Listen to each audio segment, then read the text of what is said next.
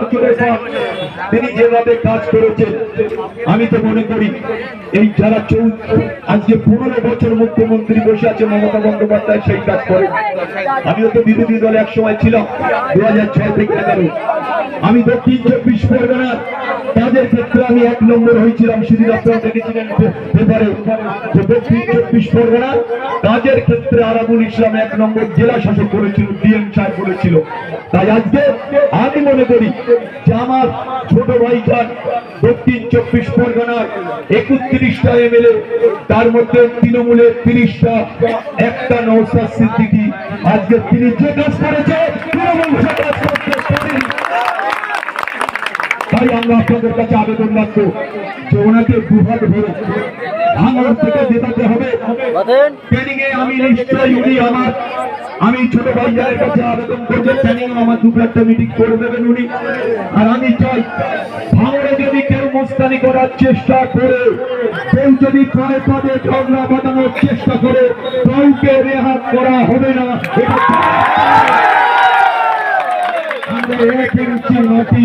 আমরা ছাড়বো না।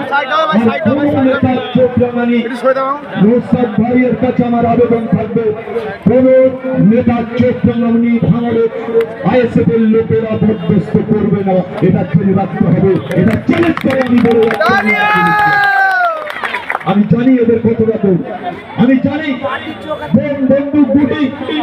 আপনারা দেখেছেন কন্টিনিউ চালতাবেড়িয়া অঞ্চলে বোম বলতে গিয়ে 2 জন স্পটে মারা গিয়েছে, 4 জনের হদিস এখনো নেই, পাওয়া যায়নি। সেখানে বড় বন্দুক উদ্ধার হয়েছে, 200 পিস ওই সকেট বোমা উদ্ধার হয়েছে।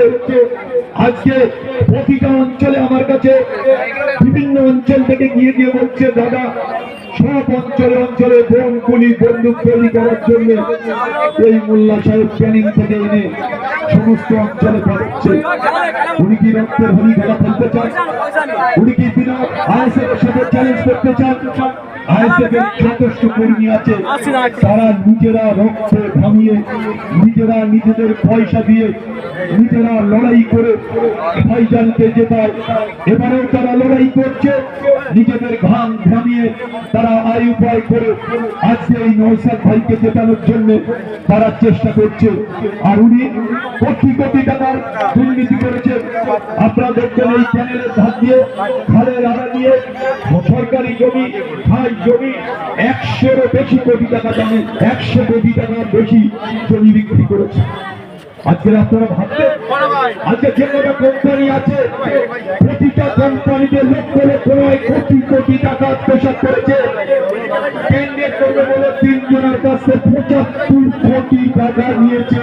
এই মোল্লা সাহেবের ফেলে রাখতে হবে। 75 কোটি ক্যান্ডিডেট করবে, শুধু অনলি ক্যান্ডিডেট। কিন্তু তাদের এক নেওয়ার বলেছে তোরে ব্লক সভা ক্ষতি করে দেবো, তোরে পঞ্চায়েত সমিতি করে দেবো, যেহেতু আমাকে দল টিকিট দিয়েছে। আর একজনকে বলেছে তোর বিধানসভা কমিটির চেয়ারম্যান করে দেবো। 75 কোটি টাকায় 3টে পদ বিক্রি করেছেন। যারা এমএলএ হওয়ার কথা, যাদের টিকিট পাওয়ার কথা, তারা টিকিট পায়নি। যাদের যেভাবে বলেছে যে যার বেশি টাকা সে নেতা হতে পারবে। এই এখানে আপনাদের পাশেই একটা কোম্পানি, তিনিও 25 কোটি টাকা দিয়েছেন এমএলএ হবে বলে, টিকিট নেই, এমএলএ নয়, টিকিট। আপনাদের পাশেই একটা কোম্পানি।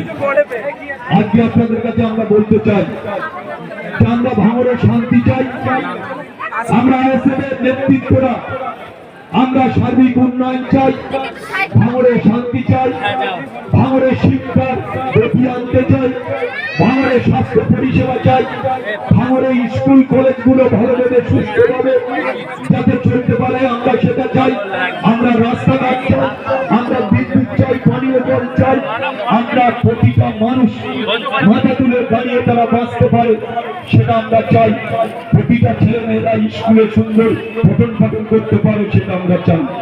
আমরা চাই আমাদের দল, আমাদের নেতা, আজকে আপনার ভাইজান নওশাদ ভাইজান, তাদের নির্দেশ, তাদের আদেশ আমি এখনো বলছি, আমার নেতা তারা তাদের নির্দেশ আদেশ মাথায় করে আমি আইএসএফ ক্যান্ডিডেট বড় কথা নয়, আমি এই দলটাতে যখন জয়েন করেছি আমি অন্তরের সাথে বিশ্বাস করে, আমি মনের সাথে বিশ্বাস করে, ছোট ভাইজানের চাল চলনের উপরে বিশ্বাস করে, বড় ভাইজানের কথার উপরে বিশ্বাস করে আমি এই দলটা আমি জয়েন করেছি। আমি যেদিন রিজাইন দিচ্ছিলাম সেদিন আমি কেঁদে ফেলেছিলাম যে আমি বিশ্বাস করি আমি যে দলটাই যাবো, আমি যতদিন বেঁচে থাকবো সেই দলটাই থাকবো।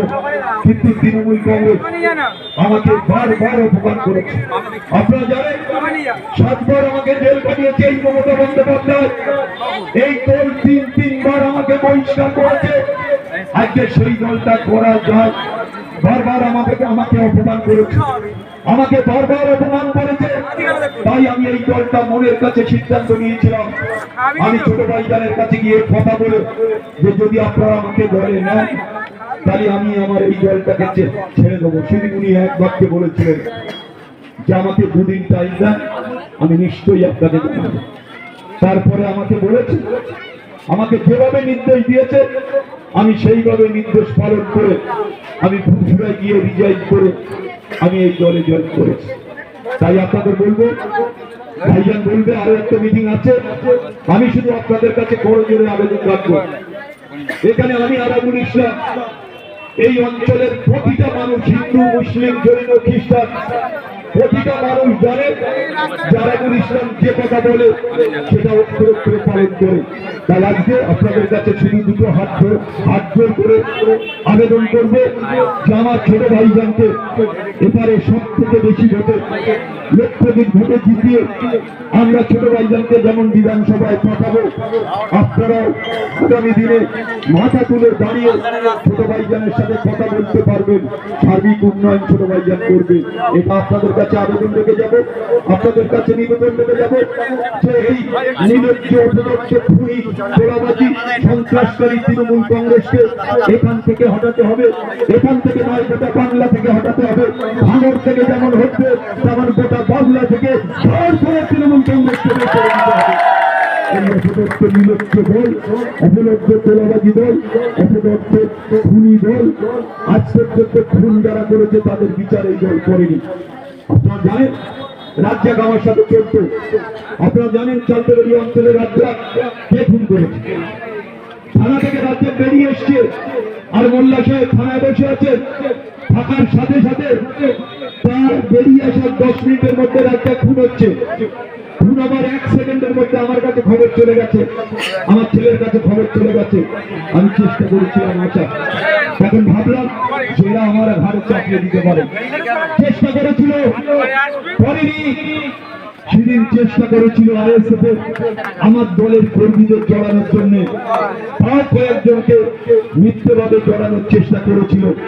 কিন্তু নওশাদ ভাইজান সঙ্গে সঙ্গে প্রশাসনের সাথে কথা বলে যদি আমার একটা কর্মী অ্যারেস্ট হয় তাহলে আমি থেকে নেব। তারপরে পুলিশ ভাবনা চিন্তা করলো যে না, এইভাবে আইএসএফদের জড়ানো যাবে না।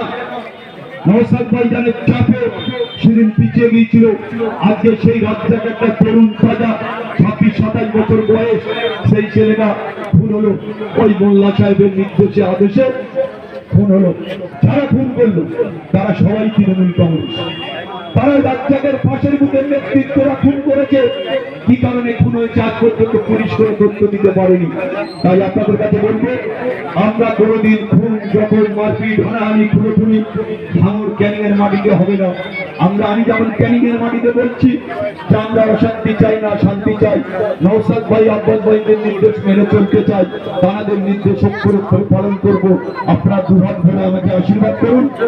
আপনাদের নির্দেশ আদেশ, নওশাদ ভাই আব্বাস ভাইদের নির্দেশ আদেশকে মেনে আপনারা যে নির্দেশ দেবেন ক্যানিং এর মানুষ, আমি সেই নির্দেশ অক্ষরে পালন করব। তাই আপনাদের বলি, আপনারা সবাই আগামী 29 তারিখে 8 দিন খাম চিহ্নে ভোট দিন। নওশাদ ভাইকে ভাঙর থেকে লক্ষাধিক ভোটে জিতিয়ে দিন ভাঙরের সার্বিক উন্নয়নের স্বার্থে।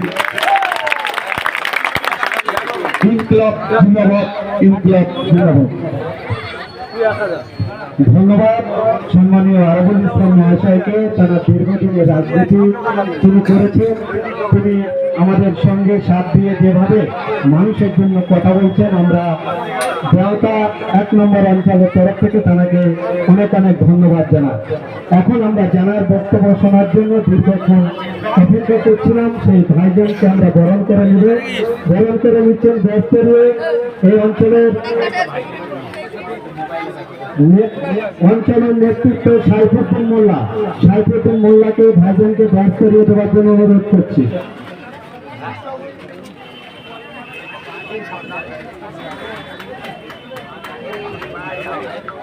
গোলাম ভাই এখন